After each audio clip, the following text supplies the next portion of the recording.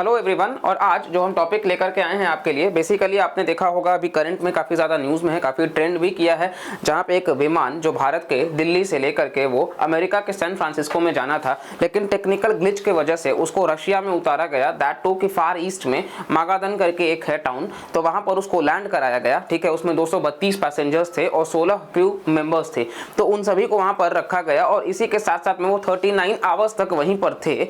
और उस बीच ये कहा गया कि कहीं ना कहीं उनको सोने से लेकर के खाने पीने तक के प्रबंध में काफ़ी ज़्यादा परेशानी हुई। इवन जो वेज डाइट करने वाले लोग थे तो वो महज रोटी खा करके और सूप का वो, क्योंकि ज़्यादातर वहाँ पे सी फूड ही है, तो उस चीज़ को लेकर के भी परेशानी हुई।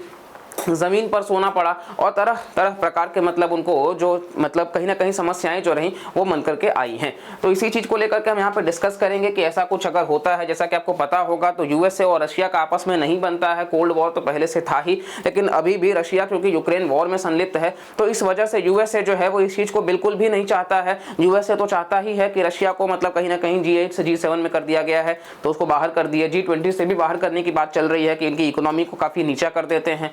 तो बहुत सारी बातें हैं और इसी बीच रशिया भी आपने देखा ही होगा तो उसका जो टिल्ट है टुवर्ड्स चाइना और बाकी सारी बातें। तो इसी चीज़ को लेकर के क्या हम कह सकते हैं कि जो हमारा ऑल वेदर अलाई है उसके साथ हमारे रिलेशंस जो हैं वो खराब हो रहे हैं, क्योंकि ऑलरेडी हमने कई सारे वीडियोस अभी कर चुके हैं जहां पे हमने दिखाया है कि अभी जो स्विंग हो रहा है इस रिलेशन में, तो क्या ये स्विंग जो है वो ज़्यादा बढ़ चुका है। तो इसी सब चीज़ों को डिस्कस करेंगे। यहाँ पे ये कुछ तस्वीरें हैं जहाँ पे आप देख सकते हो कि किस प्रकार से ज़मीन पर ये लेटे हुए हैं पैसेंजर्स। ठीक है, और इसी के साथ साथ में यहाँ पे आपको देखने को मिल जाएगा, बहुत ज़्यादा ये वायरल हो रहे थे इमेजेस। ठीक है, और बाकी इनका हेल्थ वगैरह का भी यहाँ पे चेकअप्स वगैरह और बाकी चीज़ें जो आपको देखने को मिल जाएंगी। ये आप देख सकते हो कि air India flight diverted to Russia और ये दिल्ली से सैन फ्रांसिस्को जाना था।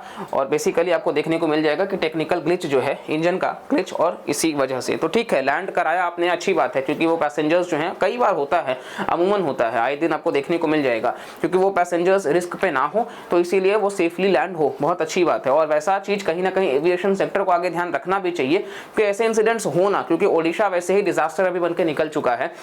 लोग यात्रा करने में कहीं ना कहीं महफूज अब नहीं मतलब महसूस कर रहे हैं ट्रेनों में, और फिर इस तरीके से ऐसा कुछ अगर आपको फ्लाइट्स में भी देखने को मिल जाएगा तो समस्याएं बढ़ जाएंगी।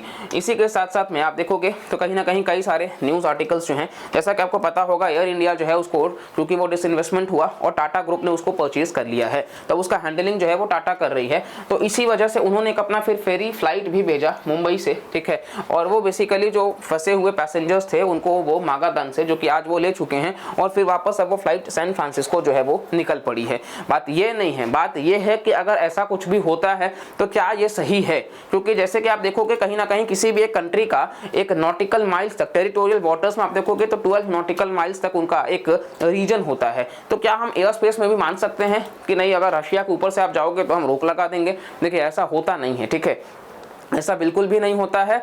अगर वो कंट्री कहीं ना कहीं अगर बैलिस्टिक मिसाइल वगैरह टेस्ट कर रही है, वो नो फ्लाई जोन डिक्लेयर कर दे, वो एक अलग बात है, वरना जनरली ये होता नहीं है। पाकिस्तान कई बार ऐसा चीज़ करता आया है।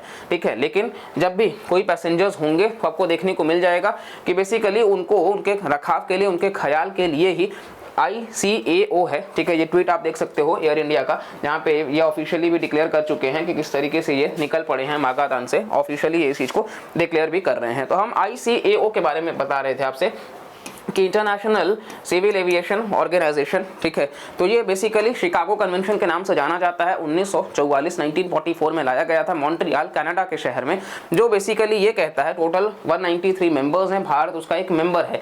तो मान लीजिए दो कंट्रीज हैं, आपस में युद्ध हो रहा है उनके बीच में, उनके पैसेंजर्स अगर किसी दूसरे कंट्री में जाना चाहते हैं तो फिर उनके खिलाफ किसी भी प्रकार का अत्याचार ना हो, उसी को लेकर के ये कन्वेंशन बनाया गया है। ठीक है, तो यहाँ पे ये कन्वेंशन आप ध्यान में रखेंगे क्योंकि एग्जाम के पर्सपेक्टिव से इंपॉर्टेंट हो जाता है।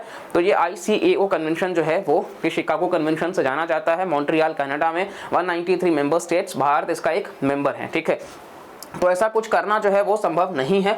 इसी चीज़ को लेकर के हम यहाँ पे डिस्कस कर रहे थे और ये इमेजेस आप देख सकते हो कि कहीं ना कहीं ये बैलेंसिंग जो है वो यूएसए, रशिया और भारत, तो ये बैलेंस कर पाना अभी कहीं ना कहीं एक चैलेंजिंग टास्क बनता जा रहा है। हालांकि ये जो न्यूज़ इन ट्रांजिशन था इसी को लेकर के हमने यहाँ पे डिस्कस किया। कुछ फर्दर अपडेट्स होगा तो ज़रूर आपको कवर करते हुए हम नजर आएंगे अपने चैनल्स पे, लेकिन बाकी बस इतना कहना चाहते हैं कि लोकेशन जो है आपको एक बार वो भी हम जाते जाते दिखा देते हैं। ये हमारा प्यारा भारत, और इसी के साथ साथ में अगर हम मागादान जो कि बहुत छोटा सा है तो हम आपको दिखाते हैं कि मागादान, ये आप देखेंगे बेसिकली मागादान जो रशिया है, वो कुछ इस तरीके से आपको देखने को मिल जाएगा, ये और आपके सामने बहुत छोटा सा, ठीक है, कितना हमको घूम के आना पड़ा है ये आप देख रहे हैं। और मागादान जो है वो सी ऑफ ओखोत्स्क है, ठीक है, उधर ही ये लाई करता है। और ये मागादान प्रोविंस जो कि टाउन है रशिया का, ये हमने देख लिया है, ठीक है। तो ये बेसिकली हमारा ओवरऑल पीपीटी का भी था पार्ट, और साथ साथ में कहीं ना कहीं आपको देखने को मिल जाएगा कि ये न्यूज़ इन ट्रांजिशन है, इससे कुछ फर्दर अपडेट्स होंगे तो वो भी हम चैनल पर लेकर के आते रहेंगे।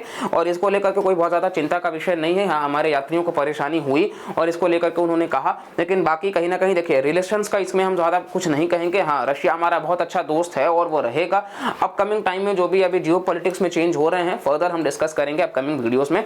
बाकी के लिए चैनल को सब्सक्राइब करके रखिए, वीडियो को लाइक करिए और कमेंट करके रखिए। मिलते हैं अगले लेक्चर में। Bye bye, take care and जय हिंद।